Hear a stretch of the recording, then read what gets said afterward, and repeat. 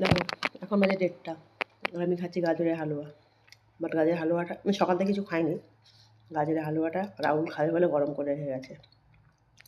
কারণ কালকে আমাদের বাড়িতে পার্টি হয়েছিল, তাই সেই পার্টির হালুয়া আমি খেয়ে নিচ্ছি। দেখো যে কেউ খেতে চাও, অনেক সুন্দর টেস্টি টেস্টি, চলে আসুন। আমি খাচ্ছি। আর হয়তো আমাকে দেখে অনেকের হিংসাও হতে পারে, সেটা কিছু করার নেই। যার হিংসা হবে হবে, হতে দাও। একদিনও তো বেশি হিংসা হবে, আমার জানার কথা। আমি অর্থাৎ যার বেশি হিংসা হবে সে আরেকটু হিংসাতে মির্চির মতো জ্বলুক, লাল লাল মির্চি। আমি তো খেয়েই যাচ্ছি, কোনো ব্যাপার না, দারুণ খেতে।